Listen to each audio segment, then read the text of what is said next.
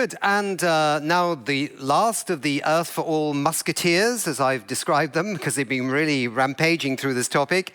We've got Lena Le Guilloux, who is a campaign and participation advisor of the Earth for All initiative. Lena, your question is, how will you take the science and the scenarios of the Earth for All report forward to accelerate this transition? Hi, Nick. Thank you. Hi, everyone. So we've said that nothing less than 5 extraordinary turnarounds are needed: ending poverty, addressing inequality, reaching gender equity, transitioning to clean energy, and making our food system healthy for people and planet. But Earth for All is a large open initiative, so the science and the model are for everybody to use in advocating for change. The commissioners, such as Lewis, have highlighted the need to act on 5 extraordinary turnarounds and identified 15 specific policy changes to do that. So we are going through that, as David explained, through a systems perspective, which means that more can be added or articulated by others in each specific context.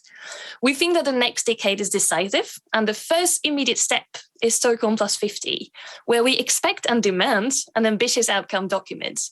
After that, there will be G20 and the COP27, and next year the Summit for the Future, which is organized by the UN. We'll bring our recommendations, and we hope that others will help us in bringing them too. And especially what we'll advocate for is the need to adopt systems thinking to address the challenge of our time.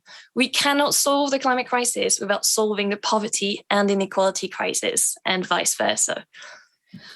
So each turnaround has policy recommendations that will drive a disproportionate impact, like a ripple effect, if you will. So these are our key asks. But of course, these turnarounds challenge the existing structure. For instance, we'll need to shift, as Lewis said, our economic worldview from extractive to regenerative, and that's both when talking about material cycles, but also money. So firstly, we also ask that governments adopt new economic indicators that redefine what is valued in our society. So Louis talked about the well-being index, which is one of the core indexes that we're working around. We also need to reform the international financial system and trade regulations so that low-income countries can combat poverty and move away from carbon-intensive development paths.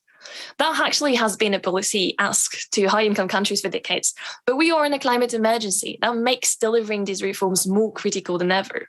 It won't be fixed by market forces, it won't be fixed by technological innovation, and we can't rely on that. So we ask that high and middle-income countries' governments take the lead in increasing their spending on these 5 turnarounds. We also need to unlock a political space to deliver the 5 turnarounds, a safe space. So how do we do that? We do that by providing the vulnerable populations and the working majority with greater financial security. We call for the introduction of a universal basic dividend scheme, which will be financed by the private sector's use of natural and social commons.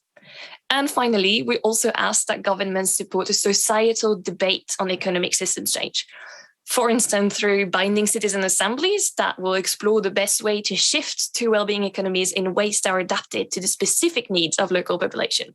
So that's our ask to decision makers at Stockholm plus 50, but also beyond. But then again, we are far from alone in calling for a new economic system.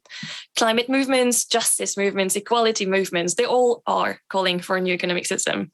And so are 74% of citizens across G20 countries. And that's why Earth for All starts from research and modeling and science, but then builds also as a campaign to create a wider movement. It's an open campaign that everybody who agrees on the message can join. It doesn't replace existing initiatives. So we need everybody to demand change, to start conversation about the need to upgrade our economic systems. There are many ways you can join the campaign. And so that's our ask as Earth for All to you. Today, we are launching our social media channels. And so we invite you to visit those or our website and find out how you can participate. From next week onwards, on our platforms, we will ask participants to demand change from the politicians. We will start conversations at any levels and every levels on what the economic change we need is. And we will start asking people to lend us their voices to claim their better and upgraded future. And of course, we need a crowd to support our asks. So in May, we'll publish a brief right before Stockholm plus 50. In September, Earth for All will publish a book describing the 5 turnarounds and all the solutions and everything that Sandrine and Lewis and David have been talking about. And this universal upgrade of a system to reach well-being for all within planetary boundaries it needs you.